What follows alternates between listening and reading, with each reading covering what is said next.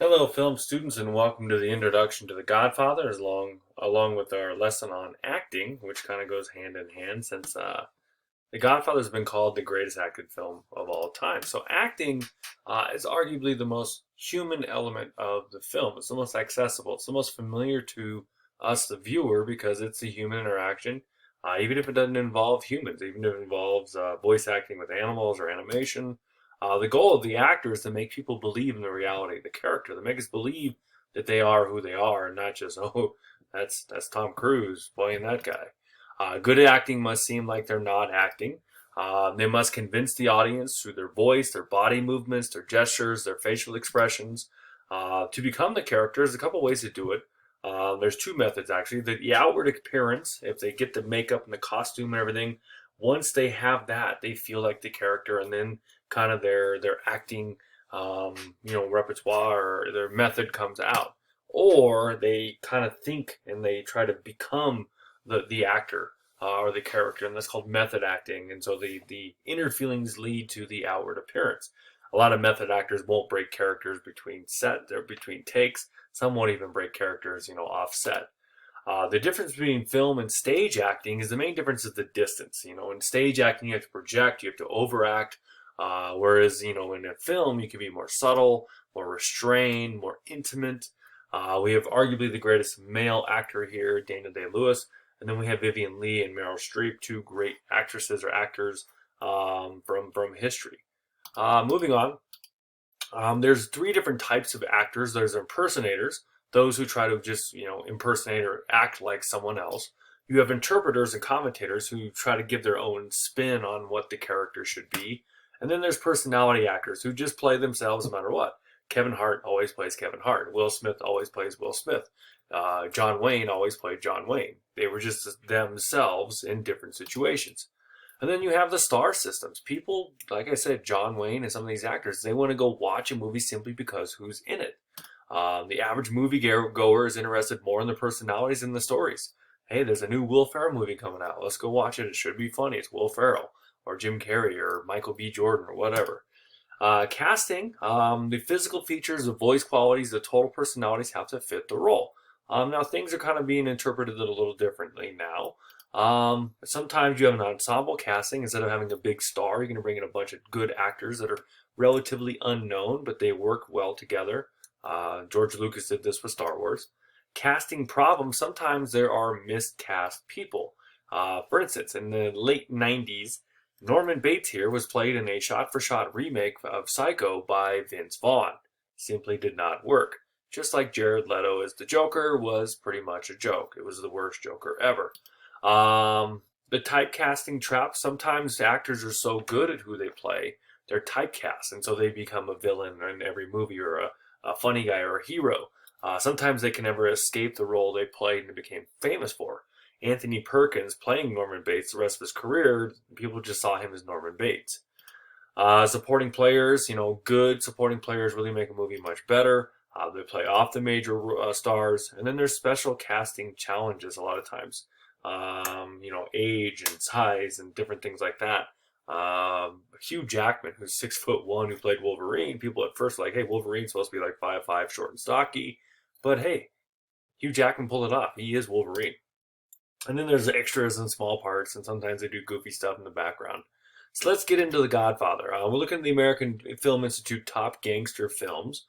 Number one is The Godfather, the film we're watching. Number two, Scorsese's Goodfellas. Number three, The Godfather Part 2. 4, White Heat, the James Cagney film from the late 40s. 5, the Warren Beatty, Bonnie and Clyde movie from 1969. 6, Scarface, The Shame of a Nation. This is an old 30s one, starring Paul Mooney, I think. 7, Tarantino's great film, Pulp Fiction from 95, 96. The Public Enemy, which is Enemy, another James Cagney movie. Little Caesar, and then Scarface, the 1983 Brian De Palma version. Humpty Dumpty was a rat. Make it look like an accident. Here's my version. Number one, The Godfather. Number two, Godfather Part 2. Brilliant movies, different tones, tells the whole story. 3, Pulp Fiction. Pretty big movie in my life. 4, Boys in the Hood, another big one about the South Central LA and African American gangs. Very powerful movie. 5, Goodfellas. 6, The Untouchables, the movie about bringing down Al Capone, Sean Connery, Kevin. Oh, what's his name? My mind just went. Kevin Costner. There we go. The Departed, Scorsese's film that he finally won the Oscar for Best Director on. Casino, The Gangs of New York, and Scarface. It's very violent, and Say Hello to My Little Friend. So let's get into, as Mr. Martinez would call it, the greatest movie ever, according to him, The Godfather, 1972, based on Mario Puzo's novel, directed by Francis Ford Coppola. It was co-edited by a young friend of his named George Lucas. It stars Marlon Brando, Al Pacino, Robert Duvall, Diane Keaton, and James Caan. These are all amazing actors. They've all been nominated and or won Academy Awards for acting. 7 Oscar winners worked on the film. Brando, James Caan, Duvall, and Al Pacino were all nominated for Best Actor and Best Supporting Actor in the film. Brando actually wins it and refuses to accept the award for some political reason. It was filmed predominantly in New York and Sicily, a couple of scenes in studio. It follows the fictional mob family, the Corleones. Stanley Kubrick thought the film had the best cast ever and was the greatest film in history, which that's pretty high praise coming from Kubrick. Coppola took the job with the advice of his college buddy, George Lucas. George Lucas actually shot a couple scenes for this film as well.